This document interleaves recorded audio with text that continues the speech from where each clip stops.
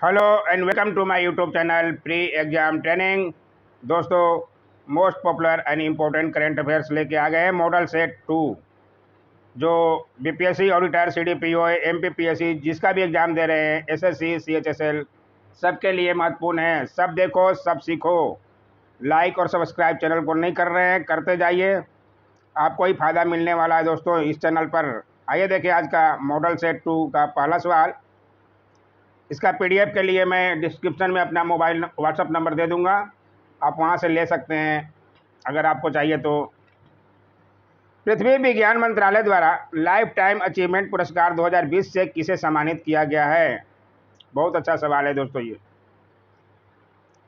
इसका सही जवाब है प्रोफेसर अशोक साहनी ने गुजरात में डायनासोर की मौजूदगी बताई है, और ये लखनऊ निवासी हैं, भूविज्ञानी। आप ध्यान रखिएगा, प्रोफेसर अशोक साहनी।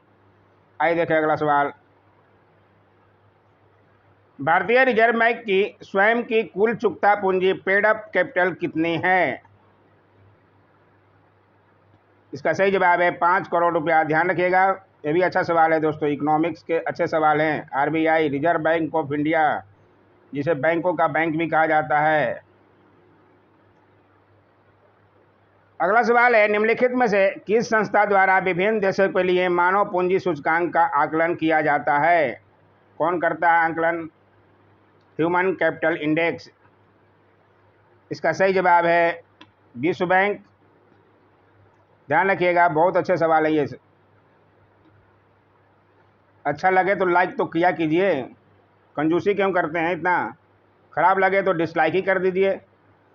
अगस्त 2020 में जम्मू कश्मीर का उपराज्यपाल किसे नियुक्त किया गया? बहुत अच्छा सवाल है दोस्तों, सबको पता होगा, मनोज सिन्हा जी को बनाया गया था अगस्त 2020 में जम्मू कश्मीर का उपराज्यपाल। उनके पहले कौन थे? गिरीश चंद्र मुर्मू।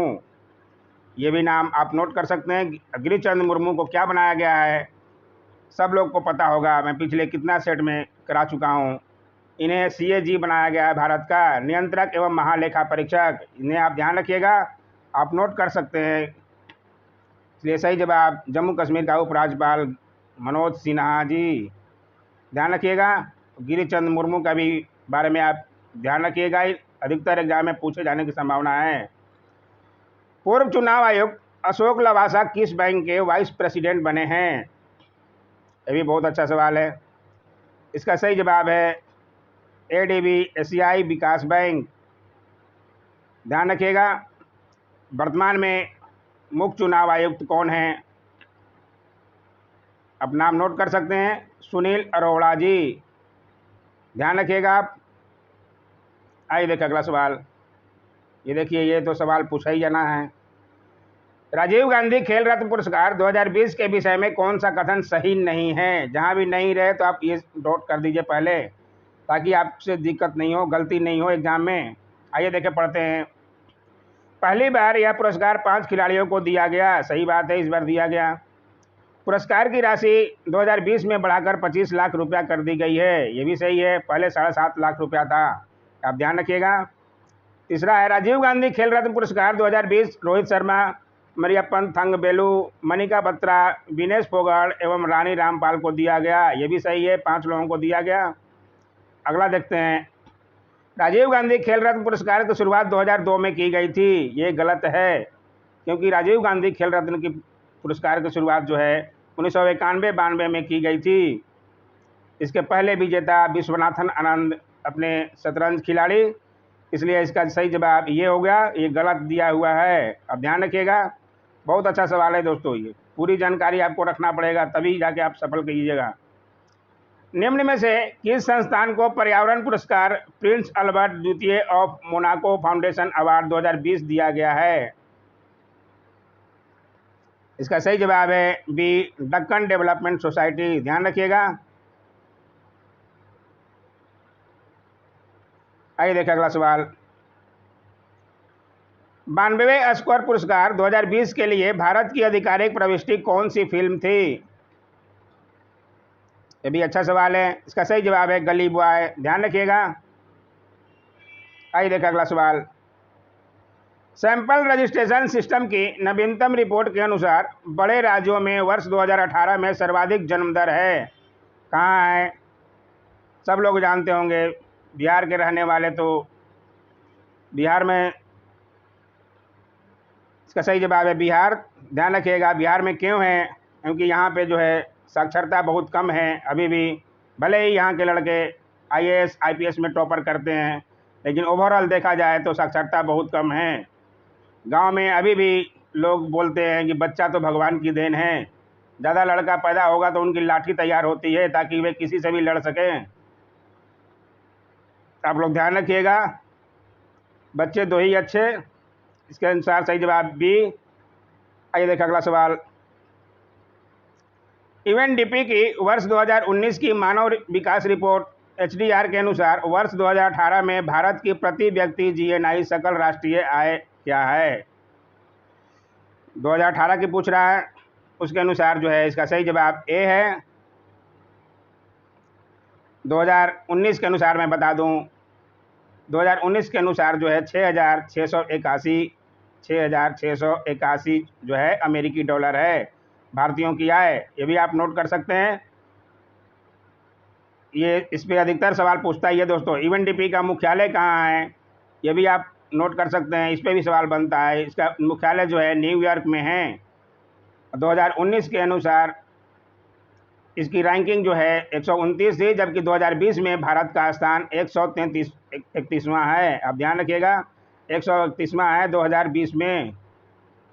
ये भी आप नोट कर सकते हैं। ये अच्छा सवाल है, ये पूछा जाता है। ये नवीनतम बाघ गणना रिपोर्ट 2018 के अनुसार किस क्षेत्र में सर्वाधिक बाघ पाए जाते हैं? अब ऑप्शन देख सकते हैं। इसका सही जवाब है मध्य भारत, क्योंकि सबसे ज़्यादा बाघों की संख्या जो है मध्य प्रदेश में है। आइए देखिए अगला सवाल। फेम इंडिया योजना का संबंध किससे है? इसका सही जवाब है डी, इलेक्ट्रिक वाहनों के परिचालन को प्रोत्साहन। ध्यान रखिएगा। आइए देखिए अगला सवाल। किस राज्य में स्थानीय व्यापार और उद्यमिता को बढ़ावा देने के लिए अगस्त 2020 में येलो चेन नामक एक केंद्रीकृत ई-कॉमर्स मंच शुरू किया गया है?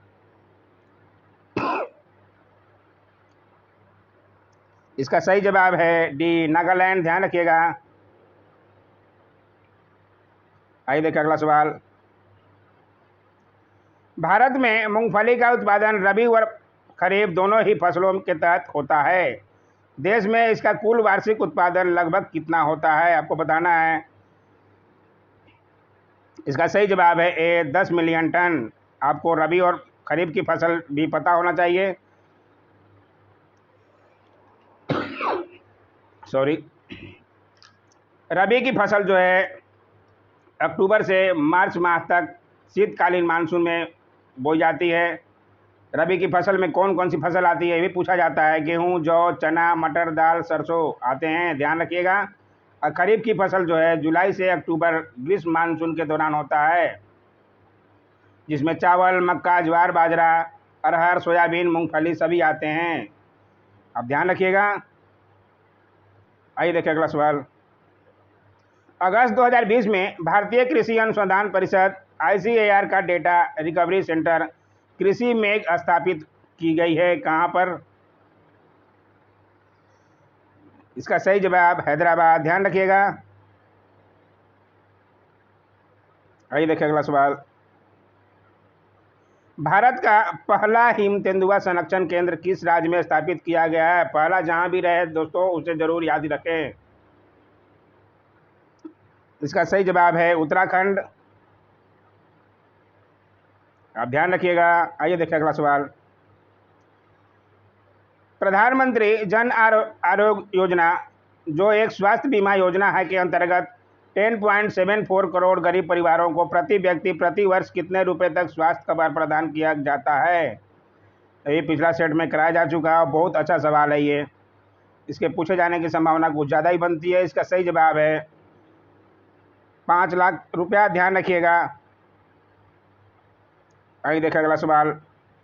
15वें वित्त आयोग ने वर्ष 2020-21 के लिए केंद्र सरकार के विभाजनीय कर राजस्व का कितने प्रतिशत भाग राज्यों को अंतरित करने की सिफारिश अपनी रिपोर्ट में की है?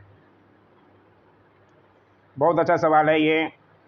इसका सही जवाब बता दूं, इसका सही जवाब है 41%। ध्यान रखिएगा। 15वें वित्त आयोग के अध्यक्ष कौन हैं? यह भी बहुत अच्छा सवाल बनता है। इनके अध्यक्ष हैं एन.के. सिंह। एन.के. सिंह आप नोट कर सकते हैं, एन.के. सिंह। ध्यान रखिएगा। आइए देखिए अगला सवाल। 2020-21 के दौरान केंद्र सरकार के कुल प्रस्तावित व्यय में सर्वाधिक व्यय किस मद में प्रस्तावित है? यह भी बहुत अच्छा सवाल है। इसका सही जवाब है ब्याज अदायगी। ध्यान रखिएगा। आइए देखिए अगला सवाल। निरुपमा यादव द्वारा लिखित पुस्तक विशेषता कोड टू विन किस खिलाड़ी के जीवन पर आधारित है? यह सवाल भी कराया जा चुका है। इसका सही जवाब है विशेष भृंगुवंशी। ध्यान रखिएगा, बास्केटबॉल के खिलाड़ी।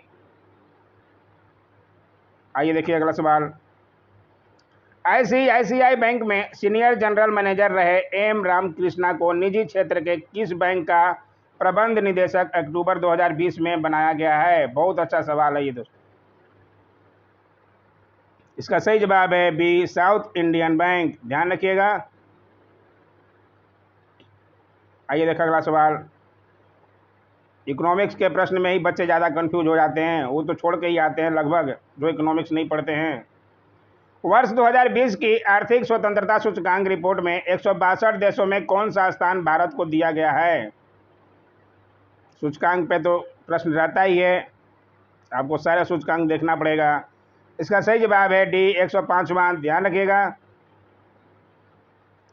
आइए देखिए अगला सवाल। बैकवाश प्रभाव शब्द का प्रयोग सर्वप्रथम किसने किया था? सर्वप्रथम किसने किया था, तो ध्यान रखना पड़ेगा। इसका सही जवाब है गुनार मिर्डल। आप ध्यान रखिएगा। आइए देखिए अगला सवाल। सशक्त योजना जो है निम्नलिखित में से किस क्षेत्र से संबंधित है? आप पूरा ऑप्शन देख सकते हैं। इसका सही जवाब है ए, बैंकिंग सेक्टर। अब ध्यान रखिएगा। आइए देखिए अगला सवाल, और आज का आखिरी सवाल है। 25-25 क्वेश्चन के सेट कराए जाएंगे आपको करंट अफेयर्स के। भारत में राष्ट्रीय आय समकों का आकलन किसके द्वारा किया जाता है? ये भी बहुत अच्छा सवाल है दोस्तों। राष्ट्रीय आय समकों का आकलन किसके द्वारा किया जाता है? का सही जवाब है केंद्रीय सांख्यिकी कार्यालय, CSO। इस पे तो प्रश्न बनता ही है, BPSC में तो खासकर बनता है, आप इसे ध्यान रखेंगे। दोस्तों आज का वीडियो कैसा लगा? अच्छा लगा करें लाइक जरूर किया कीजिए, इससे मेरा मोटिवेशन बढ़ता है।